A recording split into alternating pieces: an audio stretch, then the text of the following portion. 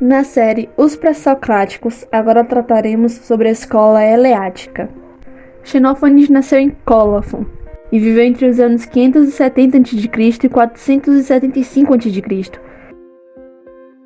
Ele viveu como nômade por um tempo, vagando entre as cidades, recitando seus poemas. Era o famoso rapsodo, por assim dizer.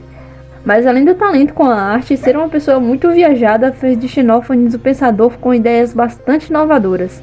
Naquele momento em que a origem do mundo era um dos principais temas a incomodar os filósofos, ele começou a levantar suas hipóteses sobre isso, o que o levou a fazer observações interessantes. Por exemplo, até onde se sabe, ele foi o primeiro a utilizar fósseis para pensar nas coisas que aconteceram ao longo da história da Terra.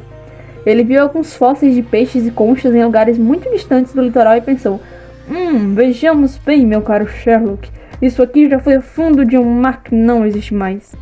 E brincadeiras à parte, essa foi uma ótima suposição. Provavelmente ninguém tinha pensado nisso ainda. E a utilização de fósseis para entender a formação da Terra tal qual ela é, atualmente é algo que ainda é extremamente útil. Mas as inovações do nosso caro Xenófanes não param aqui. Ele foi considerado como radical por se opor à mitologia grega. As pessoas tinham fé em vários deuses que possuíam características humanas e de animais, mas ele discordava, pois observou que os próprios seres humanos criavam os deuses à sua maneira. O que ele defendia era que só existia um Deus, que não tinha nada de humano, muito pelo contrário, porque era justo, imóvel e perfeito.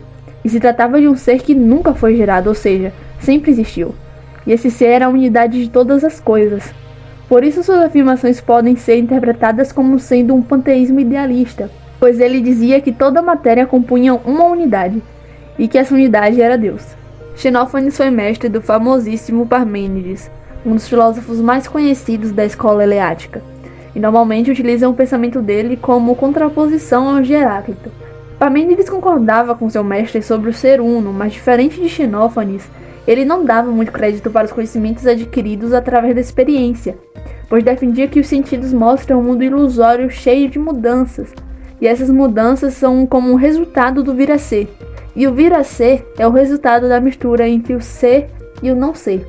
Ele utilizou as oposições que haviam no mundo para demonstrar as diferenças entre esses dois, como por exemplo luz e escuridão, vida e morte, e por aí vai.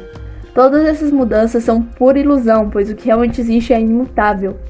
Parmênides influenciou filósofos posteriores como Platão e Aristóteles, e é considerado o pai da metafísica. Ele também tinha discípulos, e um deles era Zenão, que admirava demais seu mestre e defendia seus pensamentos.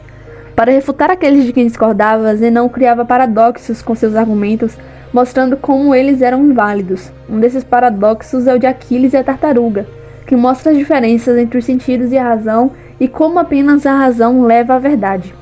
Ele também dizia que o ser era a unidade, mas diferente dos seus antecessores, dizia que o ser não só não era móvel, como também não era imóvel, ou que além de não ser limitado, também não era ilimitado, pois essas são características do não ser e da multiplicidade. O ser é como uma esfera, completamente igual a si mesmo.